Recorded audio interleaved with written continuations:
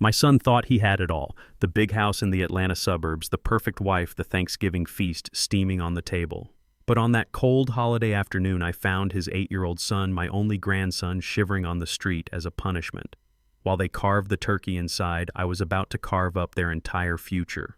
I kicked open the door to their party, and with 6 simple words, I turned their dream into a notice of eviction. Before I continue, do me a favor and hit that subscribe button and let me know in the comments where you're listening from.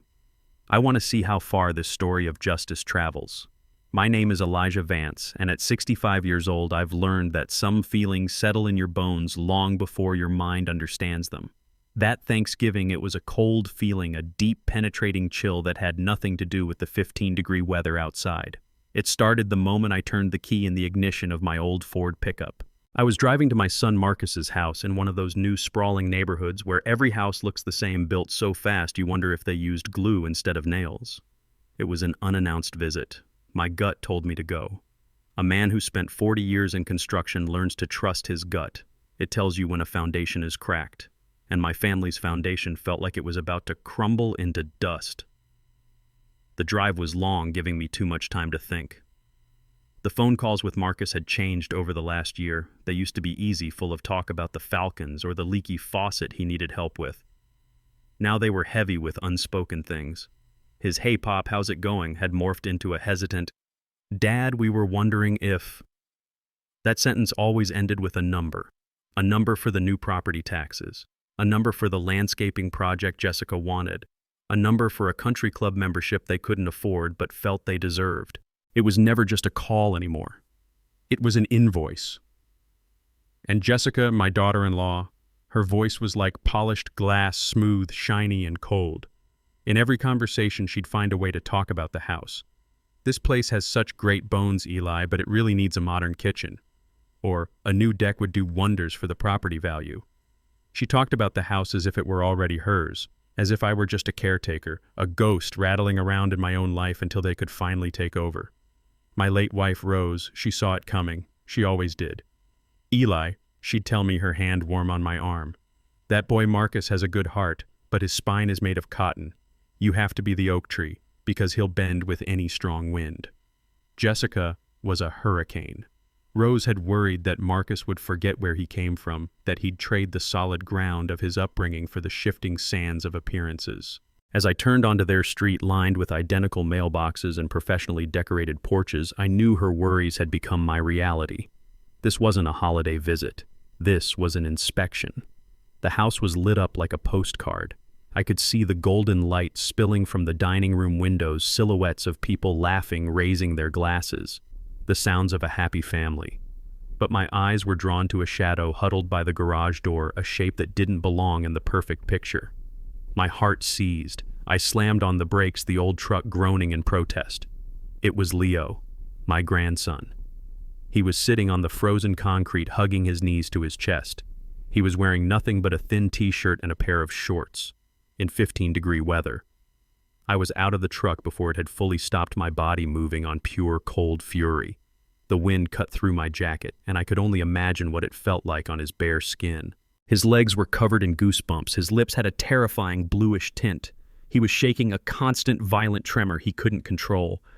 I ripped off my heavy canvas coat and wrapped it around him, pulling him into my arms. He felt as cold as a block of ice. "Leo, what in God's name happened? Why are you out here?" I asked, my voice hoarse. He looked up at me, his eyes wide and full of tears that had frozen on his cheeks. I spilled the grape juice," he whispered, his teeth chattering so hard he could barely form the words. "On Mom's new rug. The white one. The white one." The rage in my chest burned so hot it felt like it could melt steel. For a spill. They had put their 8-year-old child outside to freeze because of a piece of fabric. I held him tight, feeling the smallness of his body, the desperate way he clung to me for warmth. The laughter from inside the house sounded like a mockery, a cruel joke. I looked from Leo's shivering form to the warm, bright house, and a switch flipped inside me. The time for quiet observation was over. The time for action had come. I didn't bother with the doorbell. With Leo still bundled in my coat and cradled in my arms, I walked up to the heavy oak door, the one I'd paid for, and kicked it open. The crash silenced everything. The laughter, the music, the clinking of forks. Every head in the room snapped towards me. There they were, Marcus and Jessica at the heads of a long table laden with a 20-pound turkey, glistening side dishes, and bottles of expensive wine. They were entertaining a half dozen of their new important friends. For a moment, everyone just stared, their faces a perfect picture of shock.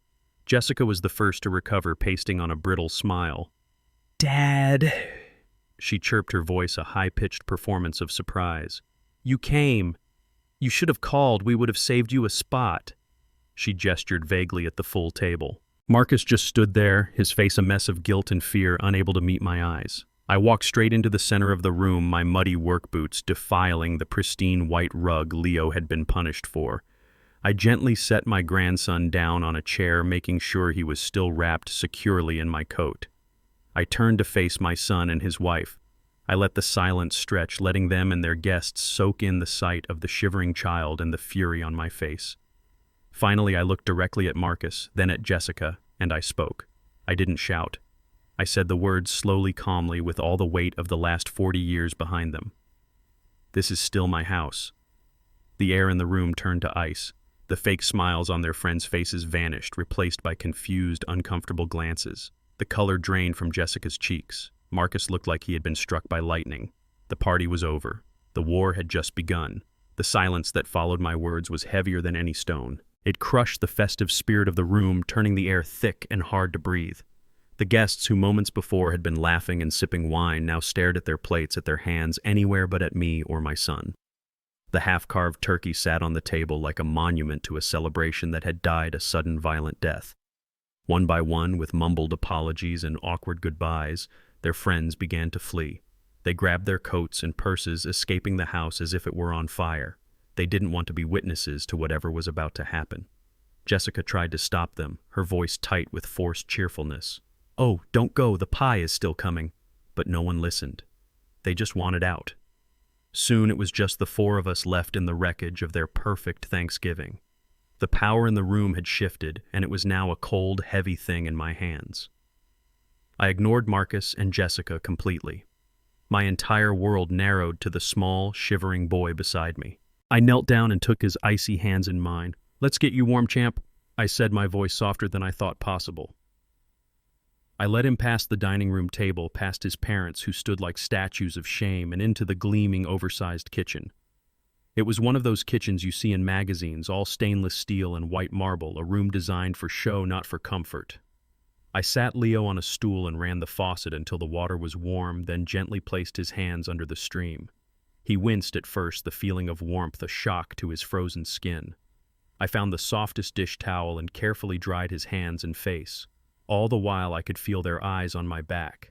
I didn't have to turn around to know they were there, hovering in the doorway, lost.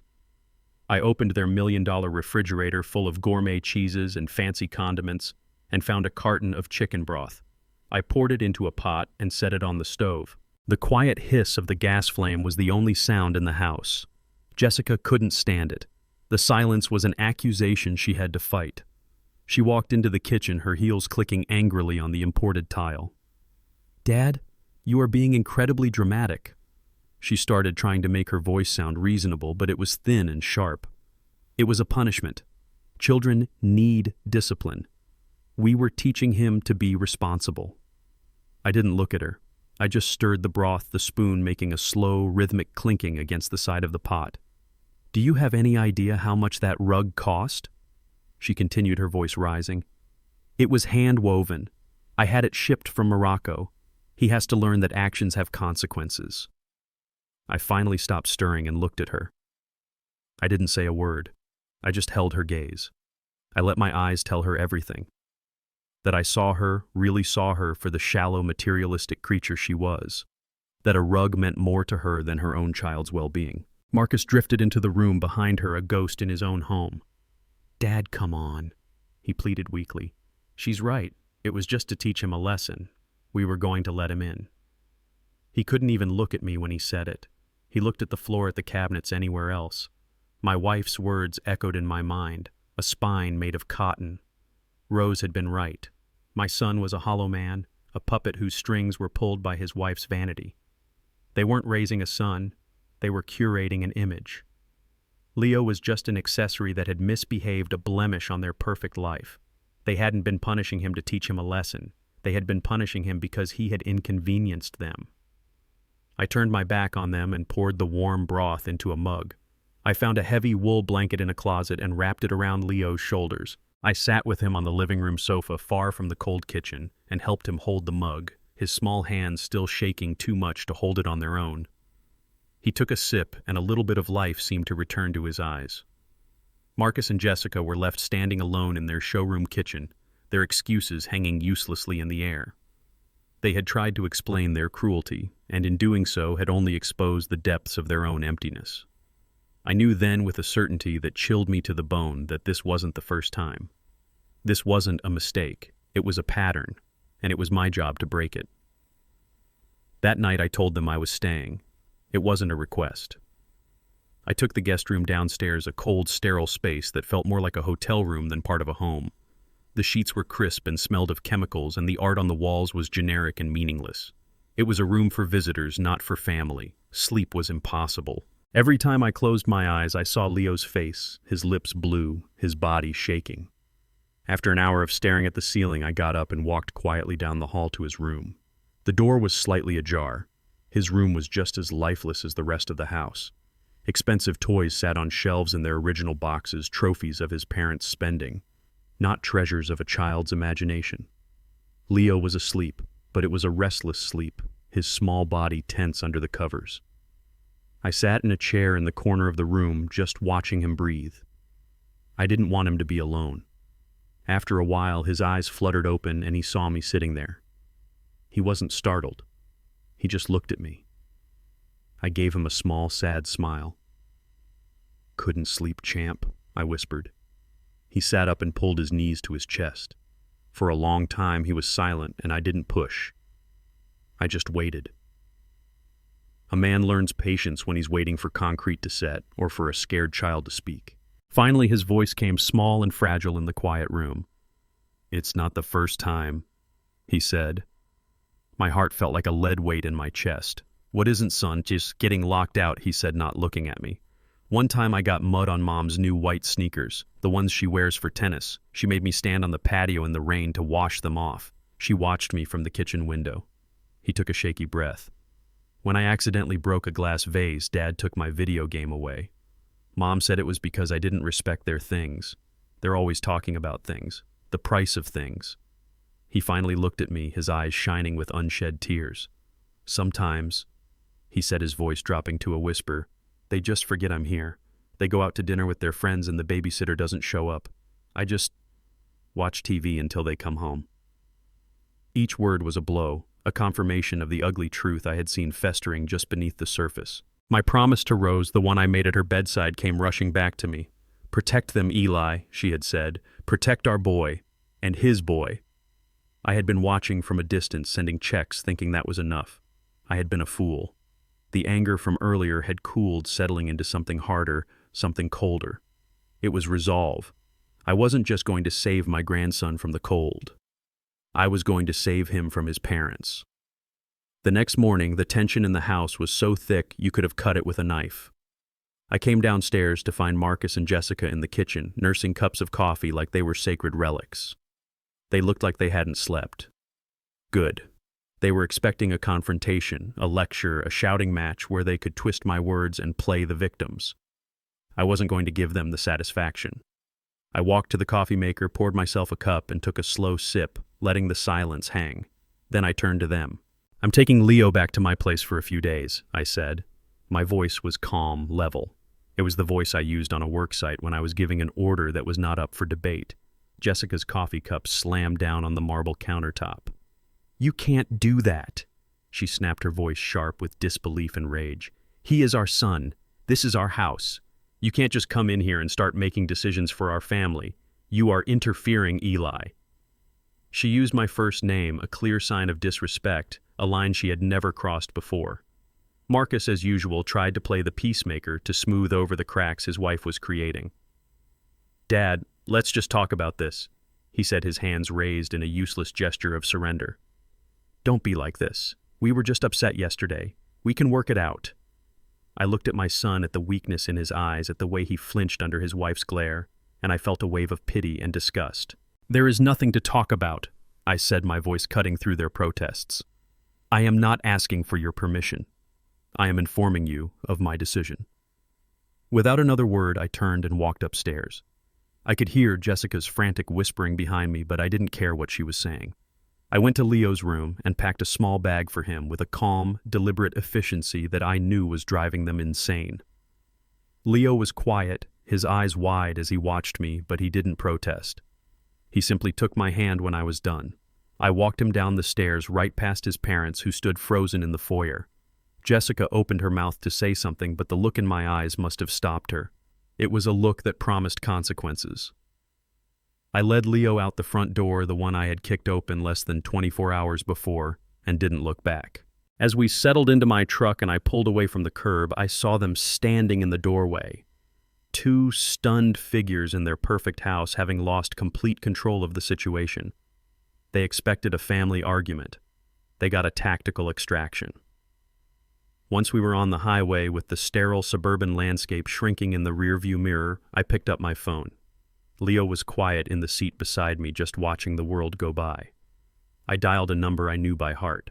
A voice answered, professional and sharp. "Law offices of Imani Perry." I took a deep breath. "Imani," I said, my voice steady. "It's Elijah Vance. We need to talk. It's time to open the Rose file." The next morning, the house was submerged in a silence so deep it felt like being underwater. The air was heavy, thick with unspoken accusations and resentment. I came downstairs to find Marcus and Jessica already in the kitchen, moving around each other like two hostile strangers who had been forced to share a small space. They were clutching coffee cups as if they were life rafts, their eyes tired and puffy. They looked like they had spent the night arguing, and from the sour look on both their faces, neither of them had won. I ignored them. My focus was on Leo.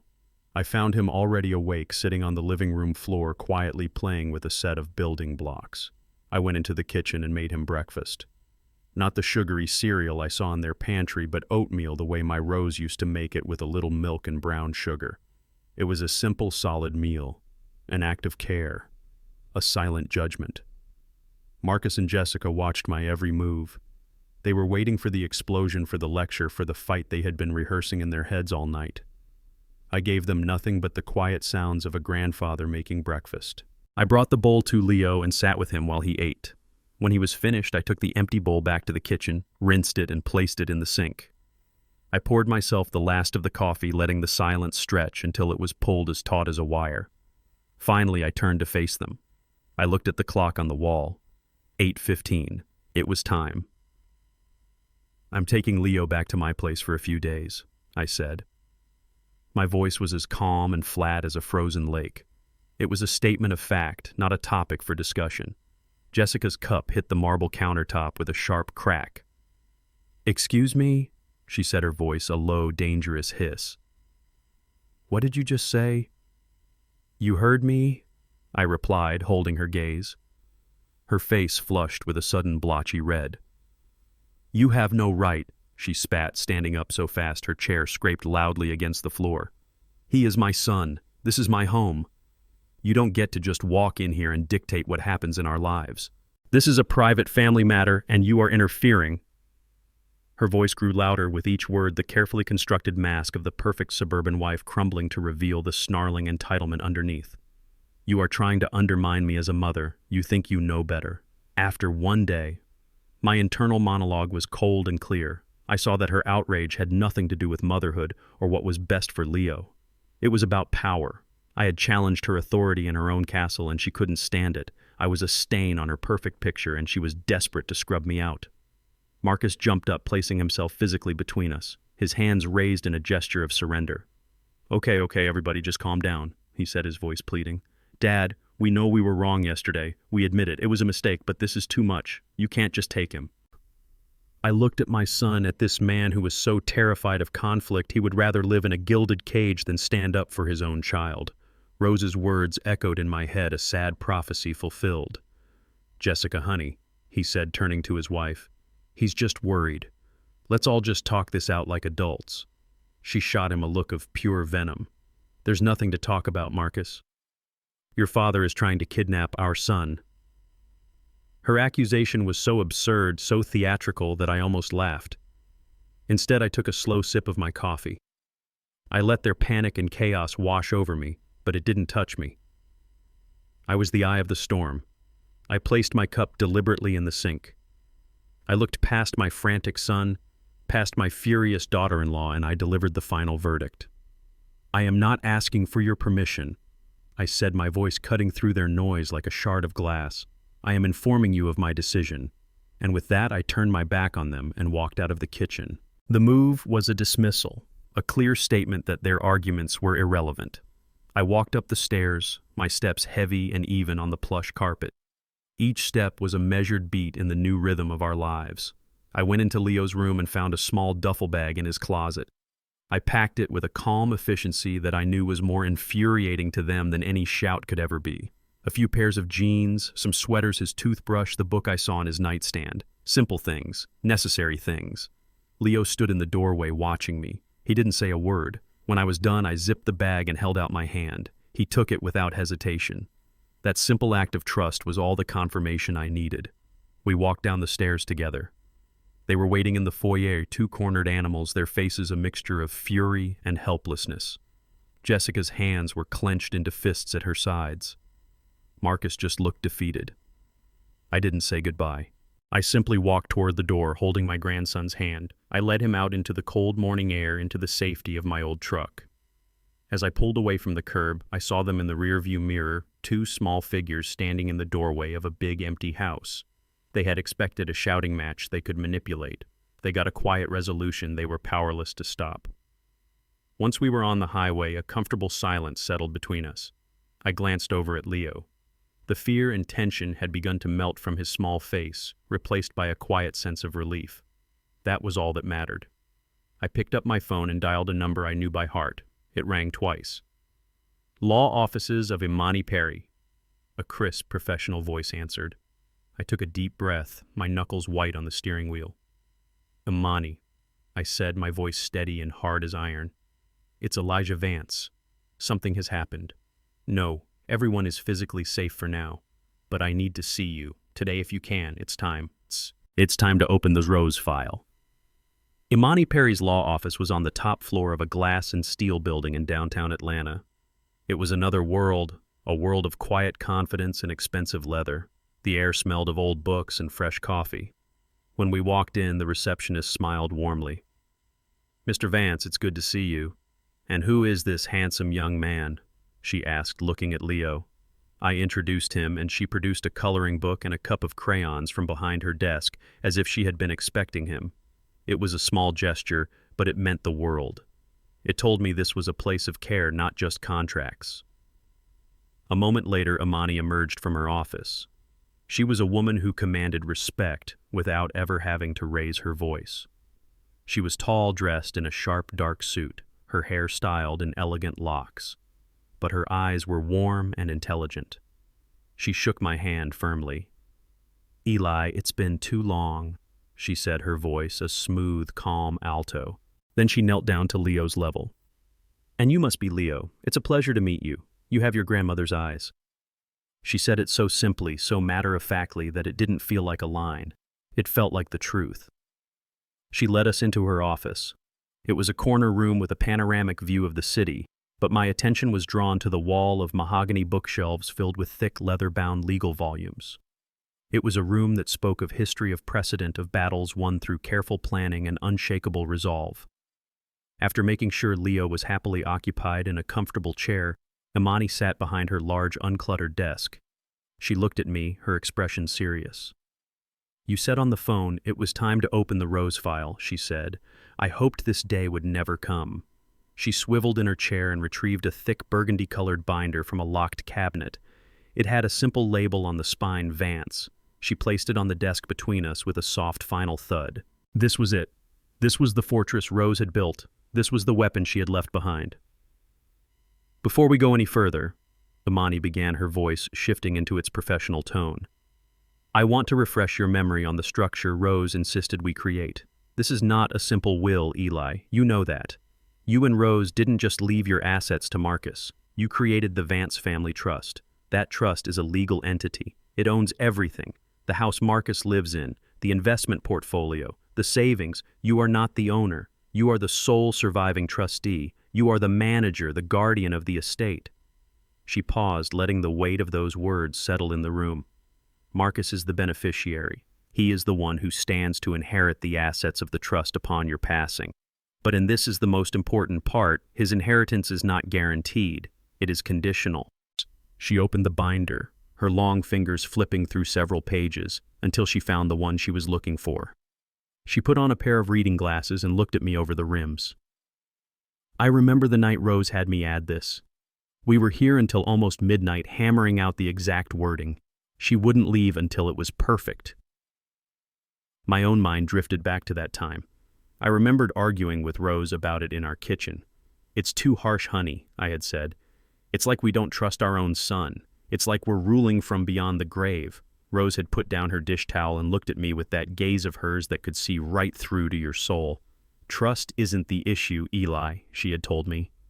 Life is the issue. People change. Money changes them. I am not protecting our money from Marcus. I am protecting our grandson from the man Marcus might become if he is not held to a higher standard.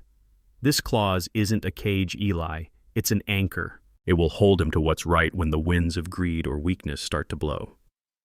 I had disagreed, but in the end I had trusted her. I had always trusted her wisdom. Amani's voice brought me back to the present. She began to read from the page, her voice clear and steady. Section 4, subsection B, the Family Legacy Clause. The assets of this trust shall pass to the designated beneficiary Marcus Vance, only upon the condition that said beneficiary has demonstrated to the sole and absolute satisfaction of the acting trustee a consistent and unwavering commitment to the core values of the Vance family, namely integrity in their personal and professional lives, compassion for others, and above all, the responsible and loving care of their children, ensuring the physical, emotional, and moral well-being of the next generation. She took off her glasses and looked at me. She was building a firewall, Eli. She saw your son's weakness for what it was, and she worried about the kind of woman he would marry. She worried his inheritance would be squandered not just financially, but morally. This clause gives you as the trustee the ultimate power of discretion. If you determine that Marcus has failed to uphold these values, you have the authority to alter the disposition of the trust's assets to better protect its core purpose, the well-being of the next generation. I finally understood. My God, I finally understood the depth of my wife's foresight. It wasn't about control. It was about protection. It was the fiercest, most powerful act of a mother's and grandmother's love I had ever witnessed. She hadn't just been planning for her death. She had been planning for our family's life. She was right. I whispered the words thick with emotion. She was right about all of it. Amani nodded slowly. She was a remarkable woman, and she gave you the tools to fix this. But we have to be smart, Eli. Your authority as trustee is powerful, but Jessica and Marcus will fight it. They will hire lawyers who will claim you are acting out of malice or emotional distress. We cannot let that happen. Your decision to enforce this clause cannot be an emotional one. It must be a documented, legally sound case built on a foundation of indisputable facts. We must prove beyond any reasonable doubt that there has been a clear and sustained breach of the trust's conditions. She slid a legal pad and a pen across the desk to me. So tell me everything, she said, her voice now a perfect blend of compassion and steel. Start from the beginning, and don't leave out a single detail. I spent the next 2 days in a state of quiet purpose. My small house, the one I had shared with Rose for 40 years, felt like a sanctuary. It was the complete opposite of Marcus's sterile mansion. Here the wood floors creaked with history, the air smelled of old books and lemon oil, and every photograph on the wall told a story. Pictures of Rose, of a young Marcus, laughing on a tire swing, of Leo as a baby. It was a house built from love, not just lumber and drywall. Leo seemed to feel it too.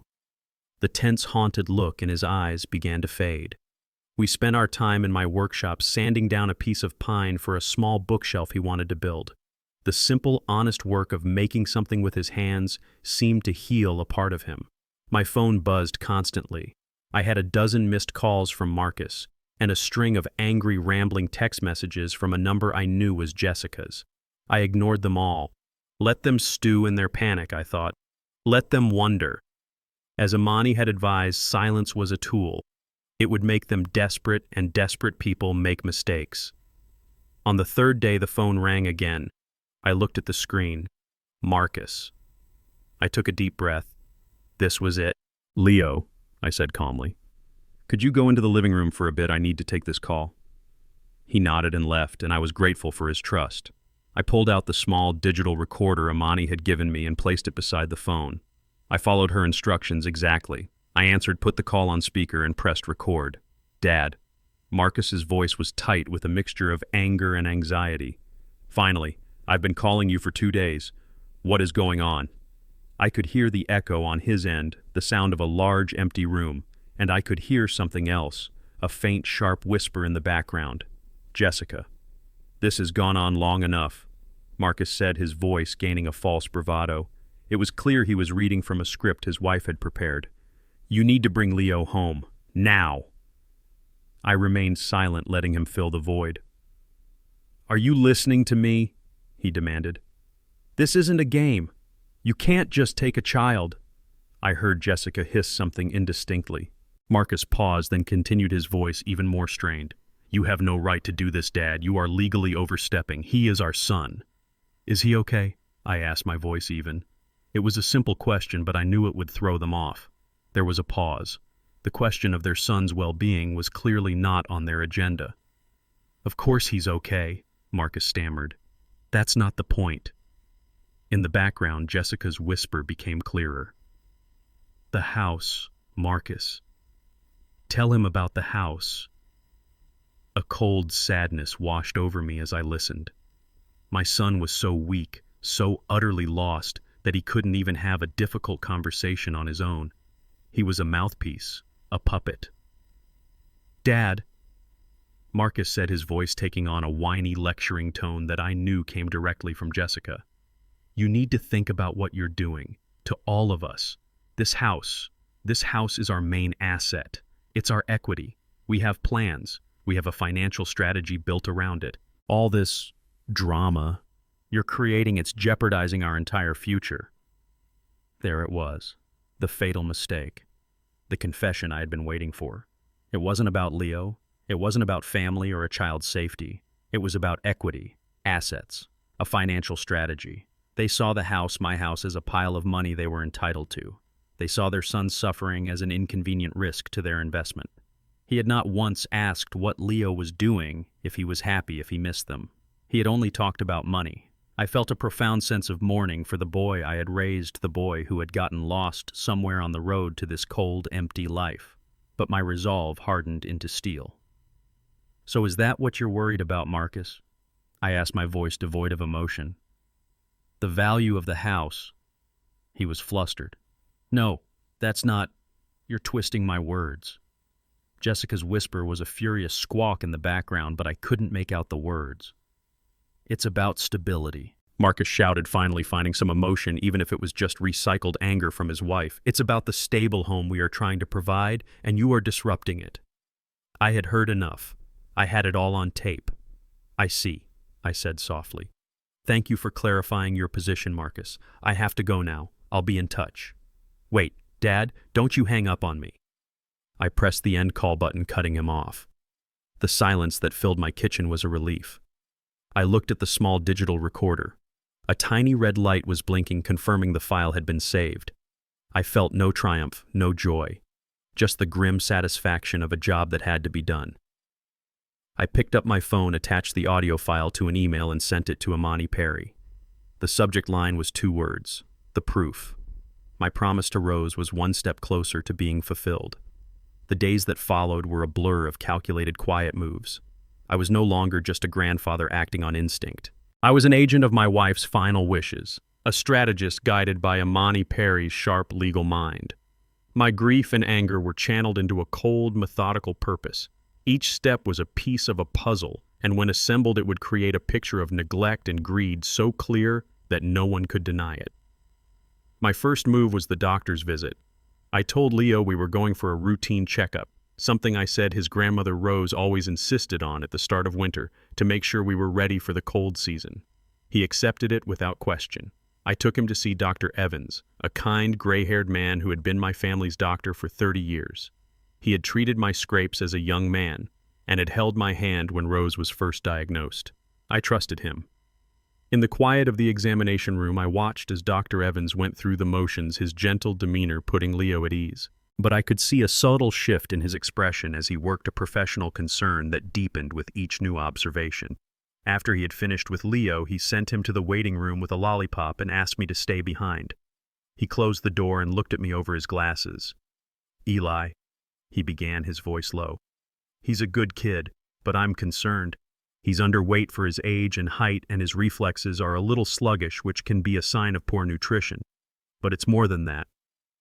He showed me the results of a blood test he had run. "His cortisol levels are abnormally high for a boy his age," he explained. "Cortisol is the body's primary stress hormone. Levels like this are usually found in children experiencing significant prolonged anxiety or emotional distress." "Has anything been going on at home?" I told him a sanitized version of the story, and his face hardened. He wrote his findings down on a sheet of paper, a detailed clinical account of a child living under a cloud of stress. He stamped it, signed it, and handed it to me. "Whatever you're doing, Eli," he said, meeting my eyes, "you're doing the right thing." I left with a piece of paper that felt as heavy as a stone tablet. It was the first piece of proof. My next move was to Marcus's neighborhood. I went alone, parking down the street and walking to the house next door. An older woman, Mrs. Gable, was tending to her winter roses. I had met her a few times at neighborhood cookouts back when things were better. I started by asking about her flowers, and for a few minutes we just talked like old neighbors. Then I gently guided the conversation. "I've had Leo with me for a few days," I said, trying to sound casual. "Just giving Marcus and Jessica a little break. The boy has a lot of energy." Mrs. Gable stopped snipping a dead rosebud and looked at me, her eyes full of a sad, knowing look. "He's a sweet boy," she said quietly. "A very quiet boy. I see him in the yard all the time, by himself."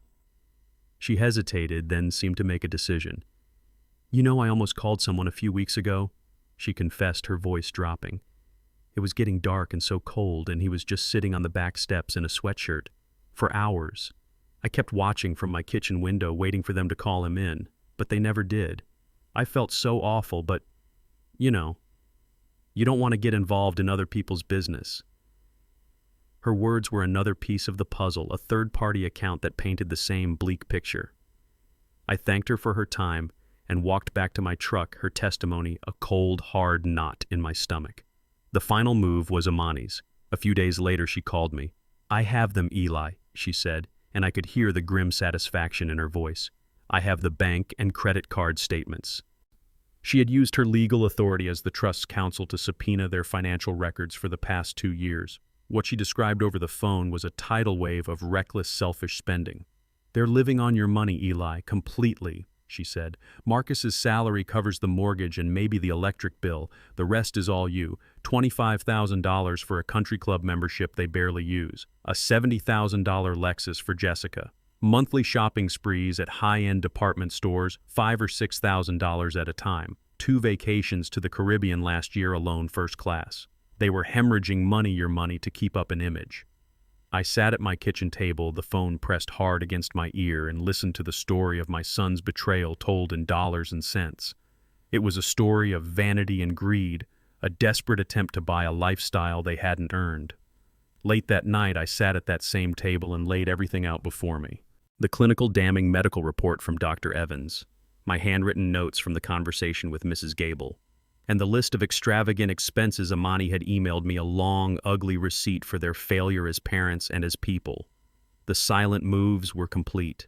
The foundation of their lies was now exposed, and I had the proof to bring the whole rotten structure crashing down.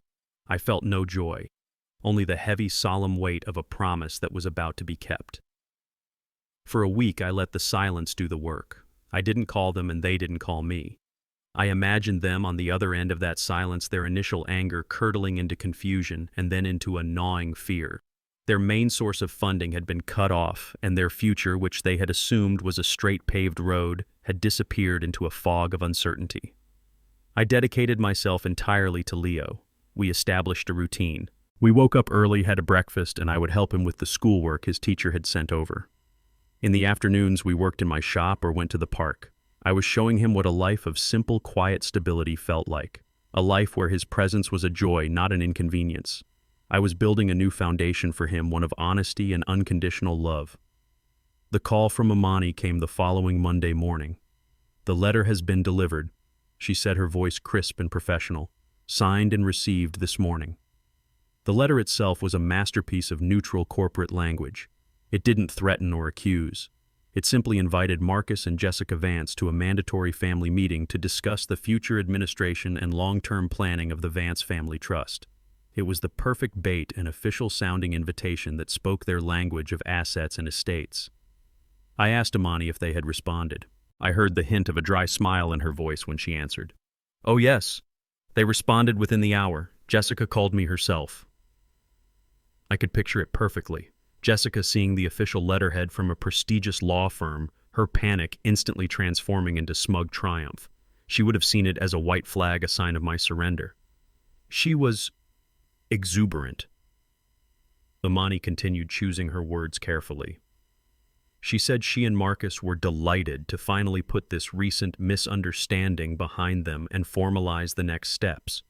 She wanted to know if she should bring her financial advisor to discuss the tax implications of the impending asset transfer. I had to close my eyes. The sheer blinding arrogance of it was almost breathtaking. They hadn't learned a single thing. They felt no remorse, no concern for their son. They saw this meeting as their coronation, the moment the old king would finally abdicate and hand over the keys to the kingdom. In their minds, they had won. They believed their tantrum had worked, that my week of silence was me licking my wounds before coming to the negotiating table to give them everything they wanted. Amani told me Jessica had even commented on her relief that I was finally being sensible. She probably had her victory speech all prepared. I could see her in my mind's eye, standing in front of her walk-in closet, choosing the perfect outfit for the occasion. A power suit. Something that said, "I am the new matriarch of this family."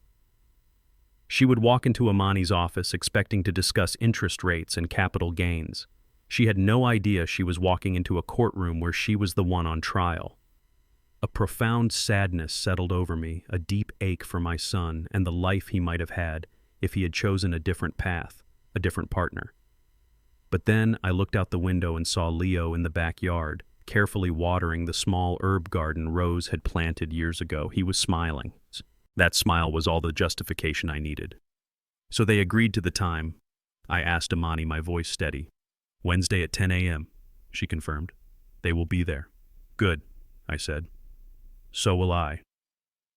We hung up the phone. The trap was now set. The bait had been taken. The stage was prepared, the actors had been summoned. All that was left was for the final terrible act to begin. They walked into the conference room exactly as I had pictured. Jessica led the way, dressed in a sharp cream-colored suit that probably cost more than my first car. Her smile was bright, confident, and utterly false. She looked like a predator who had finally cornered her prey. Marcus trailed a step behind her, a nervous shadow in her orbit, clutching a leather briefcase as if it were a shield. They saw me and Amani sitting at one end of the long, polished mahogany table, and their smiles widened. They thought this was their victory party. They had no idea they were walking to their own execution. The room was cold, the air still. The only sound was the faint hum of the city 10 floors below. 2 chairs were placed opposite us, and the distance across the table felt like a mile-wide canyon. "Good morning," Amani said, her voice cool and formal, offering no warmth. "Please have a seat. Thank you for coming." Jessica sat down, placing her expensive handbag on the table with a proprietary air. "Of course," she said, her voice dripping with condescending sweetness. "We're happy to be here. We're very eager to finalize the plan and move forward." She was already spending the money in her head. Amani didn't smile. She opened the burgundy binder in front of her. "This meeting," she began, her words precise and deliberate, "has been called to review the execution and current standing of the Vance Family Trust, specifically in relation to the stipulations outlined within the document." Jessica's smile faltered for a fraction of a second. The legal jargon was not the friendly chat she had anticipated. Marcus shifted uncomfortably in his seat. "As you know," Amani continued, Marcus is the sole beneficiary of the trust. However, that status is conditional. She turned a page and slid a copy across the table to them. I would like to draw your attention to Section 4, subsection B, the Family Legacy Clause. She began to read the clause aloud, her voice echoing in the silent room. She read about integrity, about compassion, and about the absolute, unwavering responsibility to care for the next generation. As she spoke, I watched their faces. The triumphant confidence on Jessica's face was slowly being replaced by a look of confused irritation. Marcus just looked lost. The words meant nothing to them. They were just legal noise getting in the way of their payday. When Amani finished, Jessica gave a little laugh. "That's all very nice, very sentimental," she said, waving a dismissive hand. Rose was always the romantic. "But what does that have to do with the practical matter of transferring the estate's assets?" "It has everything to do with it," Amani said, her voice turning to ice. "As trustee, Mr. Vance has been forced to evaluate whether the conditions of this clause have been met." She slid a second document across the table. Exhibit A, a sworn statement from your neighbor, Mrs. Gable, detailing multiple instances of observing your son, Leo, left unattended outside in inclement weather for extended periods of time. Jessica scoffed. "Oh, please. That nosy old woman, she's lonely. She makes things up." "Is that so?" Amani replied, not missing a beat. She slid a third document over. Exhibit B, a full medical report from Dr. Robert Evans. It notes that your son is clinically underweight and that his blood tests show abnormally high levels of cortisol, a hormone directly linked to chronic stress and emotional distress in children. Jessica's face began to pale. "You took him to a doctor. That's a violation of our privacy. We didn't authorize that." As Leo's grandfather and temporary guardian, Mr. Vance was well within his rights to seek medical care for a child he believed was in distress, Amani stated calmly. She didn't wait for a response. A fourth document was pushed forward. Exhibit C, a full financial summary of your bank and credit card accounts for the past 24 months subpoenaed by this office. It shows a total income of roughly $80,000 a year from Mr. Vance's salary against expenditures of over $200,000 a year. The deficit, as you know, has been covered by monthly gifts from Elijah. Gifts that paid for this. She tapped the paper. A $70,000 Lexus, a country club membership, multiple vacations, thousands of dollars a month on designer clothing and restaurants. Jessica was speechless now. Her mask of superiority had shattered, leaving only a raw, ugly panic. Marcus had shrunk so far down in his chair he seemed to be trying to disappear into the floor. And finally, Amani said, her voice low and dangerous, "Exhibit D." She reached over and pressed a button on a small digital player on the table. And then their own voices filled the room. Marcus's voice weak and hesitant, Jessica's a sharp, furious whisper in the background. And then Marcus's fatal words, clear as a bell in the silent conference room. "This house is our main asset. It's our equity. You're jeopardizing our entire future with all this drama." The sound of his own greed, his own pathetic priorities echoed off the walls. I watched the last bit of color drain from Jessica's face. She looked like she had been physically struck. Her mouth opened and closed, but no sounds came out. Marcus put his head in his hands, his whole body trembling. They had walked in here as conquerors. Now they were just two small, pathetic people, stripped bare and exposed in the harsh, unforgiving light of the truth. Amani pressed the stop button. The silence that descended was absolute. It was the silence of a tomb. They were buried under the weight of the evidence, under the truth of their own ugly souls.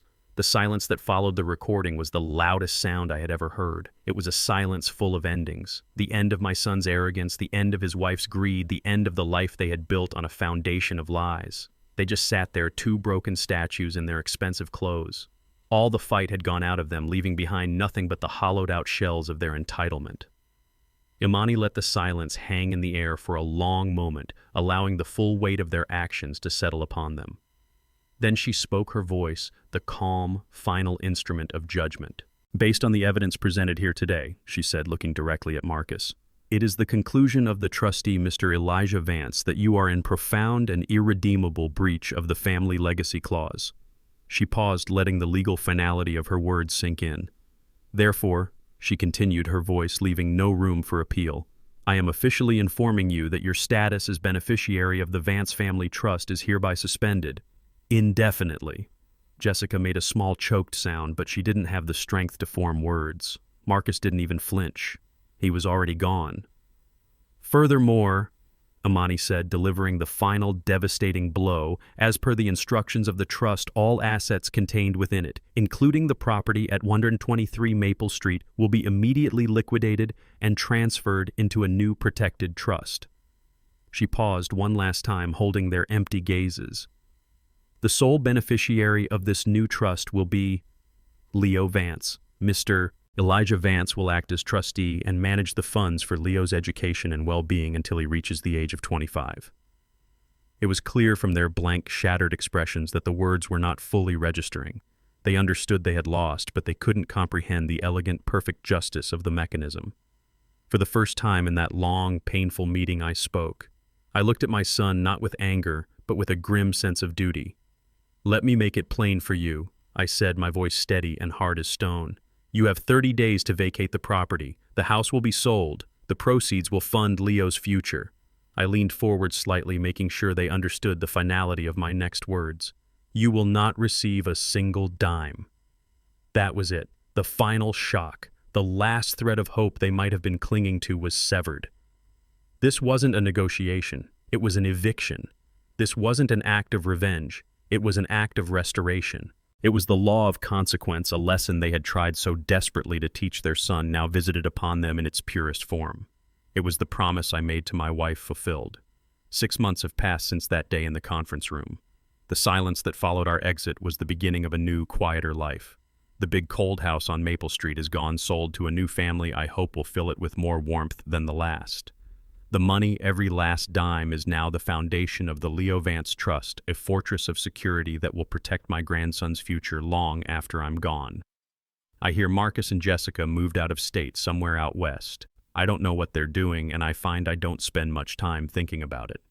My anger has faded, leaving behind only a quiet, lingering sorrow for what could have been. I hope for their own sakes that they find their way. My way is here in this small, sunlit apartment that overlooks a park. It's not a big place, but it's a happy one. The air is filled with the smell of my cooking and the sound of Leo's laughter, a sound I hear more and more each day. The haunted, anxious look in his eyes has been replaced by the bright, curious spark of a boy who feels safe. He is healthy. He is thriving. He is finally free to just be a child. Right now he's sitting at the kitchen table, chewing on the end of his pencil as he puzzles over a math problem. He looks up at me, a frustrated little frown on his face. I walk over and sit beside him, pointing to a number on the page. "You're trying to do it all in your head," I tell him gently. "Try writing it down one step at a time.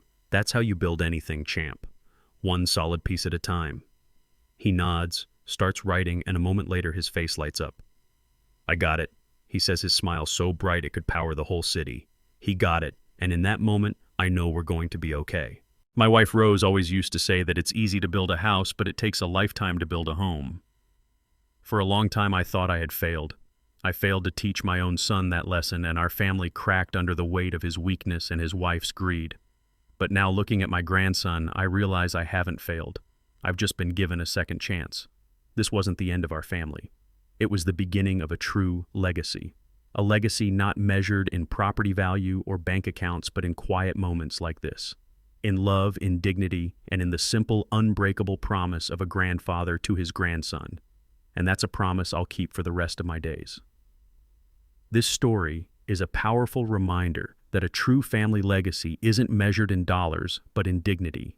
It teaches us that the duty to protect a child from neglect outweighs any obligation to maintain a false peace with those who cause harm. True strength lies not in loud confrontation, but in quiet, decisive action, rooted in love and foresight. It shows that sometimes the most profound act of love is to dismantle a house built on greed in order to build a true home founded on safety, integrity, and the unwavering promise to put the next generation first. Have you ever had to make a difficult choice to protect a loved one? Share your story in the comments below, and please subscribe for more tales of justice restored.